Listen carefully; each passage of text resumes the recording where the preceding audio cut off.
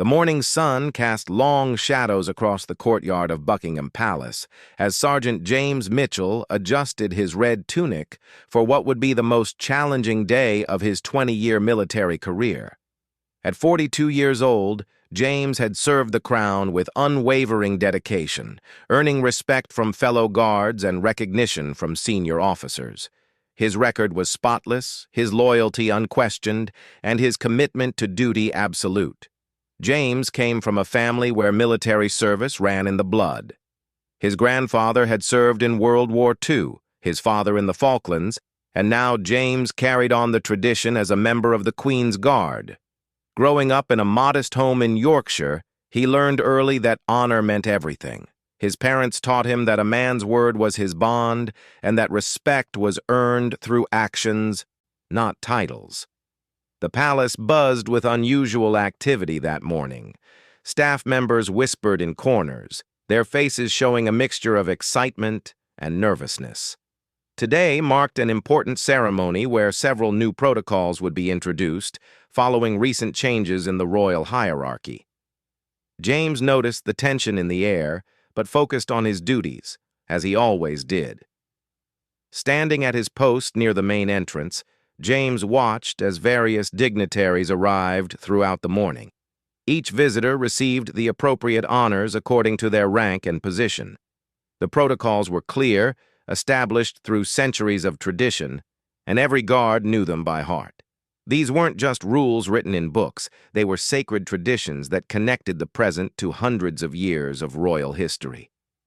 As the clock approached noon, James saw a familiar figure approaching his position.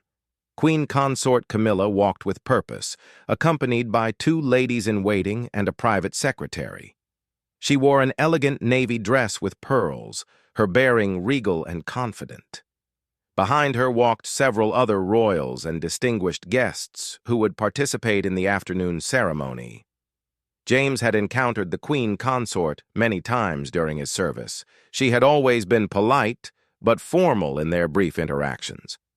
He knew she commanded respect as the wife of the king, and he had always shown her the appropriate courtesies according to royal protocol.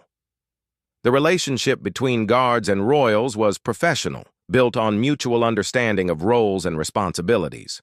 The Queen Consort approached James's position and stopped directly in front of him. This was unusual, as royals typically passed by with a simple nod of acknowledgement. Her ladies-in-waiting stepped back slightly, creating space around the 2 central figures.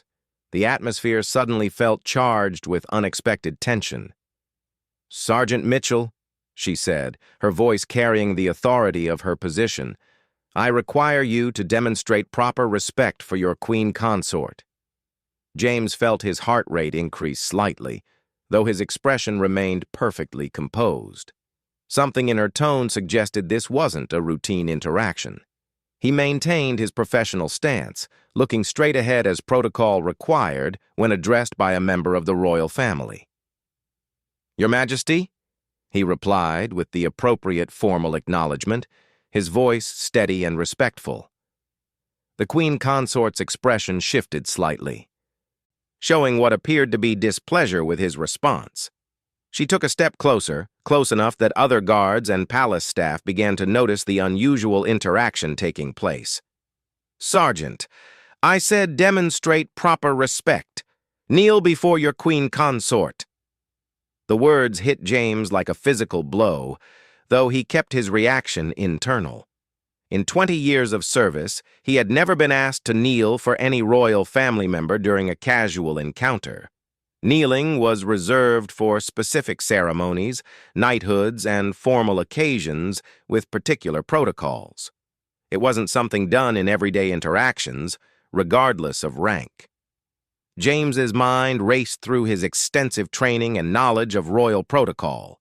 He had participated in countless ceremonies, studied the intricate rules that governed palace life, and prided himself on knowing exactly what was required in any situation. Nowhere in his training or experience had he encountered a requirement to kneel for informal interactions with the Queen Consort. The silence stretched for several long seconds as James processed the unprecedented request. Around him, he could sense other guards, staff members, and visitors watching the interaction unfold. Some appeared confused. Others seemed to understand that something significant was happening, though they might not grasp exactly what. His training told him to follow orders from senior royals without question. His experience suggested this request fell outside normal protocol. His personal values, deeply rooted in his upbringing and military service, demanded that he maintain his dignity while respecting legitimate authority. "Your Majesty," James said carefully, his voice remaining respectful but firm, "I am honored to serve the crown and show all appropriate respect according to established protocol." The Queen Consort's eyes flashed with what was unmistakably anger. Her cheeks flushed slightly, and her posture became more rigid. The ladies-in-waiting exchanged worried glances, clearly recognizing that this interaction was not proceeding as their employer had expected. "Sergeant Mitchell, you will kneel before me immediately. That is not a request. It is a command from your Queen Consort." James felt the weight of the moment settling on his shoulders like a heavy cloak. Every eye in the vicinity was now focused on him. His fellow guards watched with barely concealed concern, knowing that whatever decision he made would have far-reaching consequences. Palace staff members had stopped their activities to witness what was clearly becoming a confrontation. In that moment, James thought about his grandfather, who had faced German artillery with courage and dignity. He thought about his father, who had served with honor in difficult circumstances far from home. He thought about his own children, who would one day learn about this moment and judge their father's character based on his actions. The protocols that governed his service were not arbitrary rules created to make life difficult. They represented centuries of tradition, carefully developed to ensure that respect flowed appropriately through the royal hierarchy while maintaining the dignity of all involved. These protocols had served the monarchy through wars, political upheavals, and social changes. James took a slow, deep breath and looked directly at the Queen Consort with respectful but unwavering eyes. "Your Majesty, I have served the crown faithfully for 20 years. I show all appropriate respect according to established royal protocol. I respectfully cannot comply with a request that falls outside those established protocols." The words seemed to echo in the sudden silence that followed. Several people nearby drew sharp breaths, understanding immediately that they had just witnessed something extraordinary. A royal guard had respectfully but firmly refused a direct order from the Queen Consort. The Queen Consort's face showed a mixture of shock, anger, and perhaps something else, a recognition that her authority had just been challenged in a way she had not anticipated. Her hands clenched slightly at her sides, and when she spoke again, her voice carried a dangerous edge. "You dare refuse me? Do you understand the consequences of disobeying your Queen Consort?" James maintained his respectful posture, though inside he felt the weight of what was happening. His career, his reputation, his entire future hung in the balance of this moment. Yet something deep inside him, something connected to his core values and understanding of true respect, prevented him from backing down. "Your Majesty, I serve the crown with complete loyalty. I show respect according to the traditions and protocols that have guided the royal service for centuries. I believe true respect comes through upholding these time-honored traditions, not through actions that contradict them." The crowd around them had grown larger as word spread through the palace that something unusual was happening. Senior officers approached from different directions, their faces showing concern and confusion. This was uncharted territory for everyone involved. Colonel Robert Harrison, the commanding officer of the Queen's Guard, arrived at the scene within minutes of being alerted to the unusual confrontation. A veteran of 30 years of royal service, Colonel Harrison had navigated countless delicate situations involving the royal family. His weathered face showed the strain of someone who understood that this incident could have serious implications for everyone involved. The queen consort turned toward the colonel as he approached, her expression showing she expected immediate support for her position. The tension in the courtyard was palpable, with dozens of staff members, guards, and visitors watching the drama unfold. Word was already spreading through the palace that something unprecedented was happening. "Colonel Harrison," the queen consort said, her voice carrying clear authority and barely contained anger. "Sergeant Mitchell has refused a direct order from me. I expect you to handle this situation immediately and appropriately." Colonel Harrison looked between the queen consort and James, quickly assessing the situation. His experience told him that this was far more complex than a simple case of insubordination. James Mitchell was one of his most reliable and respected sergeants, not someone who would refuse orders without serious reason. "Your Majesty," Colonel Harrison said with careful diplomacy, "may I respectfully ask what specific order Sergeant Mitchell declined to follow?" The queen consort's eyes flashed with irritation at having to explain herself, but she answered clearly. "I ordered him to kneel before me as a demonstration of proper respect for his queen consort. He refused." Colonel Harrison felt his stomach tighten as he understood the complexity of the situation. His extensive knowledge of royal protocol told him that casual kneeling was not typically required outside of specific ceremonial contexts. However, challenging a member of the royal family's interpretation of protocol was dangerous territory for any military officer. James stood at attention throughout this exchange, maintaining his professional composure despite the storm swirling around him. Other guards watched their sergeant with a mixture of admiration and concern, knowing that his career and possibly their own could be affected by the outcome of this confrontation. "Sergeant Mitchell," Colonel Harrison said formally, "please explain your position to me clearly." James straightened even more, if that was possible, and spoke with crisp military precision. "Sir, I have served the crown for 20 years with complete dedication. I show all required respect according to established royal protocols. The request to kneel falls outside normal protocol for informal interactions. I respectfully maintained my position based on my understanding of proper procedures." Colonel Harrison found himself in an impossible position. Supporting James might be seen as questioning the queen consort's authority, but disciplining James for following established protocol would set a dangerous precedent. He needed time to consult with senior advisors and review the exact requirements of royal protocol. "Your Majesty," Colonel Harrison said carefully, "this situation requires careful review of the specific protocols involved. May I suggest we adjourn to discuss this matter privately and ensure that all parties understand their responsibilities clearly?" The queen consort's reaction was immediate and sharp. "Colonel, there is nothing to review. A member of my household staff refused a direct order from the queen consort.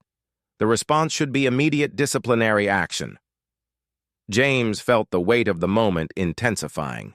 He could see that Colonel Harrison was trying to find a diplomatic solution. But the queen consort seemed determined to force an immediate resolution that would demonstrate her authority. Dr. Sarah Fletcher, the palace's chief protocol advisor, arrived at the scene having been summoned by worried staff members. A scholar of royal history with decades of experience interpreting ceremonial requirements, Dr. Fletcher understood better than anyone the intricate rules that governed palace life. "Your Majesty, Colonel Harrison, Sergeant Mitchell," she said with professional calm, "I understand there is a question about proper protocol that requires clarification."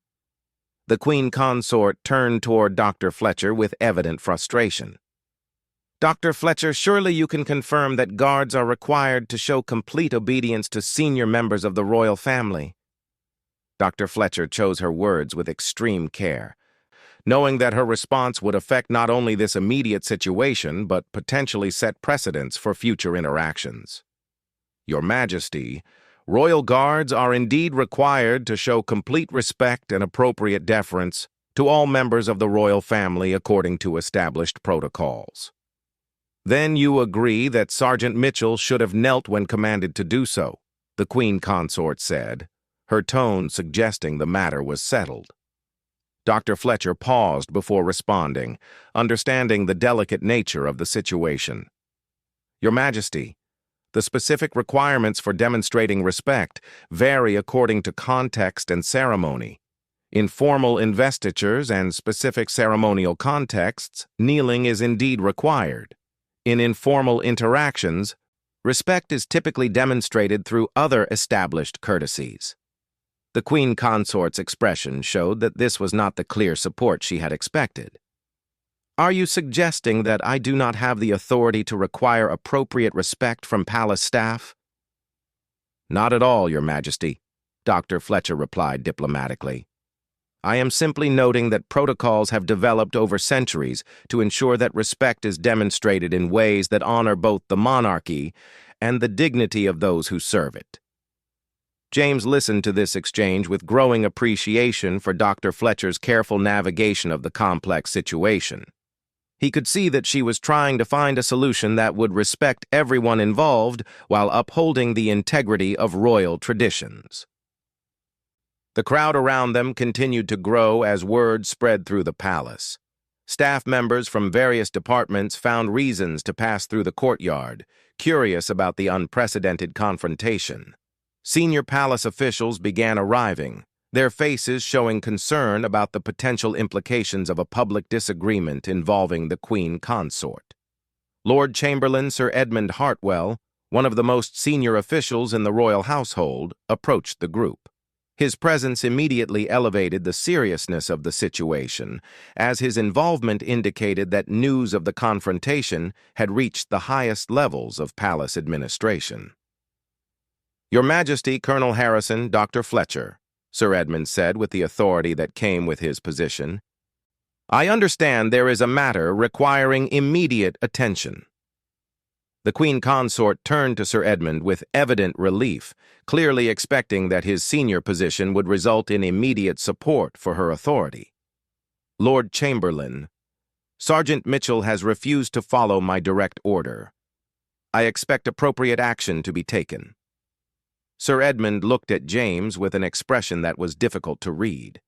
As someone who had served multiple monarchs and navigated countless palace controversies, he understood the importance of handling this situation with extreme care. Sergeant Mitchell, Sir Edmund said formally, you have served the royal household with distinction for many years. Can you help me understand your perspective on this matter? James felt the weight of addressing such a senior official, but his conviction remained firm. Sir, I have devoted my career to serving the crown with honor. I show all required respect according to established traditions. I respectfully maintained my position based on my understanding of proper protocol and my commitment to upholding the dignity of royal service. Sir Edmund nodded slowly, processing James's response. His long experience had taught him that the monarchy's strength came from its adherence to time-tested traditions rather than arbitrary demonstrations of power. The tension in the courtyard continued to build as more senior officials arrived. Deputy private secretaries, equerries, and other high-ranking palace staff gathered at a respectful distance, understanding that they were witnessing something that could have significant implications for palace operations. James noticed that several of his fellow guards were watching him with expressions of quiet support. These men, who served alongside him daily, understood his character and the principles that guided his actions. Their silent solidarity gave him strength to maintain his position despite the overwhelming pressure. The Queen Consort noticed the growing crowd and the lack of immediate support for her position. Her frustration was becoming increasingly evident, and James could see that she felt her authority was being questioned in front of too many witnesses. Lord Chamberlain, she said with rising tension in her voice, I will not have my authority undermined by a subordinate who refuses to show proper respect. This matter must be resolved immediately and decisively. Sir Edmund understood that the situation was reaching a critical point where any decision would have lasting consequences for palace operations and royal relationships. Sir Edmund Hartwell made a decision that would demonstrate the true wisdom earned through decades of royal service. Rather than rushing to judgment in the charged atmosphere of the courtyard, he chose a path that would honor both the monarchy's traditions and the dignity of all involved. "Your Majesty," he said with respectful firmness, "this matter involves important questions of protocol that deserve careful consideration. May I suggest we convene a formal review to ensure that all aspects of royal tradition are properly honored?" The Queen Consort's expression showed that this was not the immediate vindication she had sought, but Sir Edmund's seniority and reputation made it difficult to dismiss his suggestion outright. The growing crowd of palace staff and officials had made the situation increasingly public, adding pressure for a solution that would reflect well on the monarchy. James felt a mixture of relief and apprehension. While he appreciated Sir Edmund's diplomatic approach, he understood that a formal review could still result in serious consequences for his career and future. However, he remained committed to the principles that had guided his refusal to kneel. Within hours, an unprecedented gathering took place in one of the palace's formal meeting rooms. The review committee included Sir Edmund, Colonel Harrison, Dr. Fletcher, senior military advisors, and other officials with expertise in royal protocol. The Queen Consort attended, along with her private secretary and legal advisor. James sat at one end of the polished table, still in his dress uniform, facing a group of people who would determine his fate. The weight of the moment was enormous, but his conviction remained unshaken. He had spent 20 years serving with honor, and he would not compromise his principles now. Dr. Fletcher presented a comprehensive analysis of royal protocol regarding demonstrations of respect. Her research revealed that casual kneeling outside of specific ceremonies was indeed not required by established tradition. Historical precedents showed that guards demonstrated respect through their professional bearing, formal acknowledgments, and adherence to ceremonial duties. The protocols that govern palace life, Dr. Fletcher explained, have developed over centuries to ensure that respect flows appropriately throughout the royal hierarchy while maintaining the dignity of all participants. These traditions serve to strengthen the monarchy by ensuring that interactions reflect both authority and honor. Colonel Harrison provided testimony about James's exemplary service record and his consistent demonstration of respect for all members of the royal family. He emphasized that James's refusal appeared to be based on his understanding of proper protocol rather than any lack of respect for the Queen Consort's position. Sir Edmund asked James to explain his perspective directly.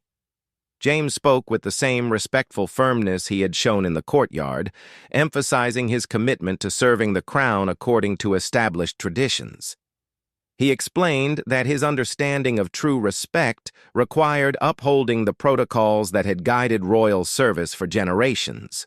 The Queen Consort presented her position, arguing that senior royals should have the authority to require demonstrations of respect as they deemed appropriate.